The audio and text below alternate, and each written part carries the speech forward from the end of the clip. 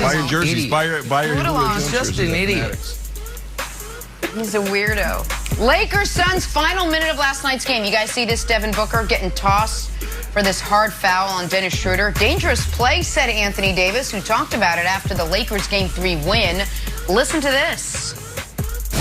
Can't happen. Can't do that. I mean, they've been chirping this playoff basketball, but you don't push a guy out the air like that, two hands. It's a dirty play. Dennis could have really got hurt right there. You know, we keep it in between the lines.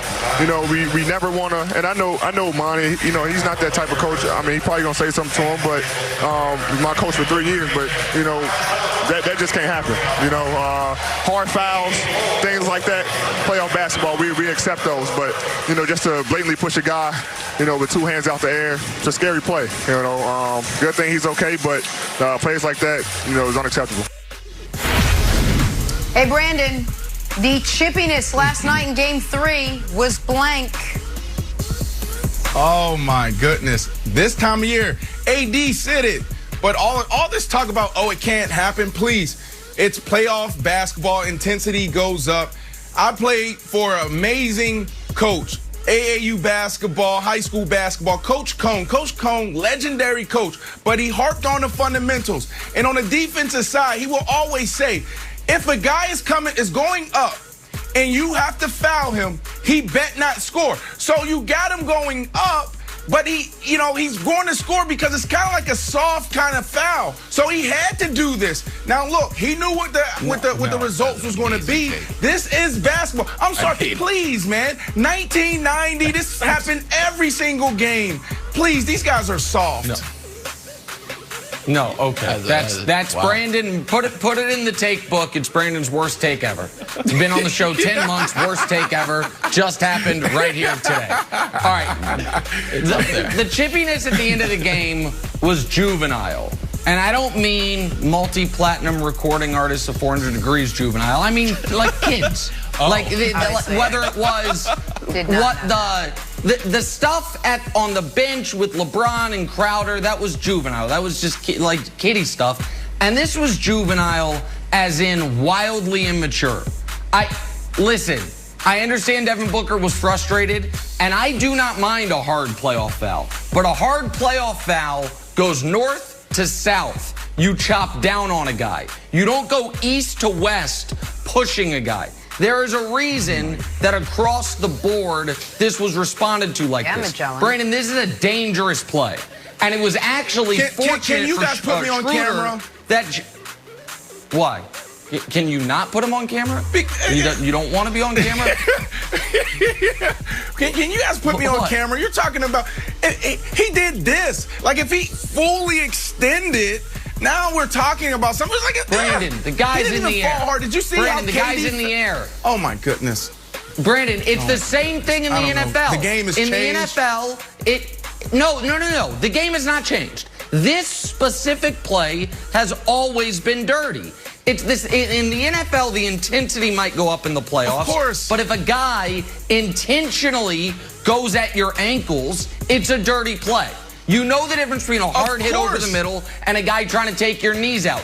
If you're in the air and you get two hands shoved from the side or behind, that's a dirty, dangerous 100%. play. There's no question about it. And what I'm 100%. And while all I'm saying is, we had guys on teams back in the day that literally occupied the seat on the bench just to come into games for those hard, dirty fouls. So, I mean, I don't know. Maybe I'm just getting. I'm just too old school. But we also Maybe I'm too old. We also back in the day let the players occasionally punch the customers when they threw stuff at them. That's changed too. The NBA's changed a bit in 30 years. One of the things wild that they don't allow is this. This segment went off the rails. We got to go back to talking about Julio Jones. To Brandon's defense, I will try to soften it a little bit. I think Devin Booker knew that Jay Crowder was there, and he wasn't going to. He would have a moderate soft landing. That's one way. I don't think it's the dirtiest play in the world, but it's still a dirty play. My answer is a CP3 tutorial. If you want to put a guy on the ground, you got to watch the maestro, Chris Paul, who was getting bumped by Kuzma. And it's like, oh, look, he sort of hit him with his shoulder, and he offers to help him up. No, he didn't. He tripped him. If you watch this angle, watch Chris Paul's left leg. Boom. Trips Kuzma. Is like, I didn't trip you. I'll help you up. It's a great play. And Chris Paul, when you watch him, he's doing a lot of these little tricky plays, like a judo master there, including one at the ref, where he's like, the ref, he's like, get out of here. So Chris Paul was also frustrated, but there was no outward dangerous plays, just little trips. We're moving on. Time for But First. And folks, this is the portion of the show where we check in with Juju Smith-Schuster to see what he's up to see how his offseason is going, to see how his training is going, to see how his TikTok is going, to see how his wig wearing is going. And that concludes the part of the show where we check in with Juju Smith-Schuster ahead of training camp. That's so good.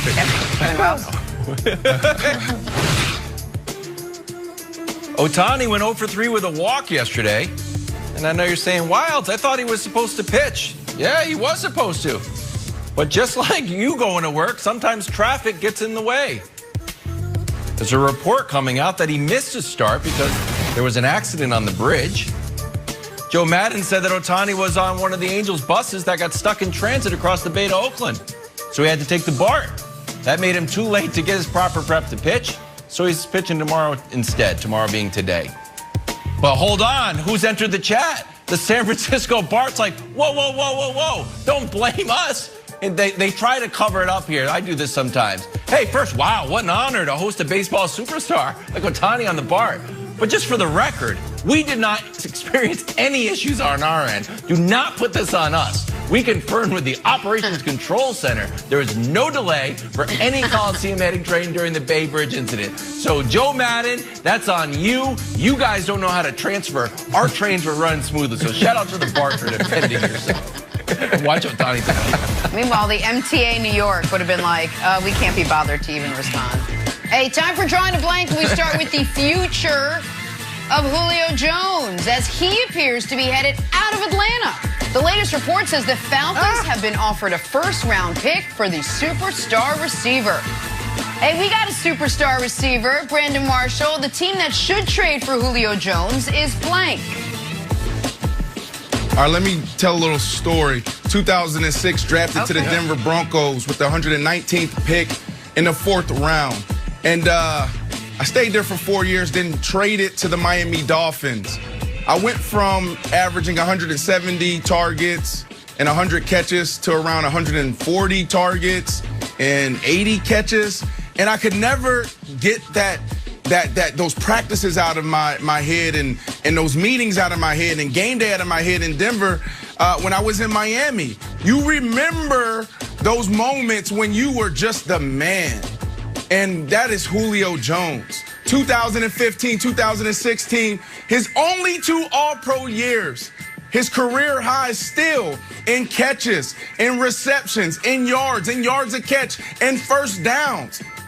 That was Kyle Shanahan, his offensive coordinator. So the 49ers, Julio Jones can't forget that. That's why whoever offered the first-round pick, Julio's like, please, I'm not going there. The same thing James Harden said. If I'm not going to this team, then don't trade for me. I'm not showing up. I'm gonna come in overweight. So Julio Jones right now probably has his eyes set out on Kyle Shanahan and the San Francisco 49ers.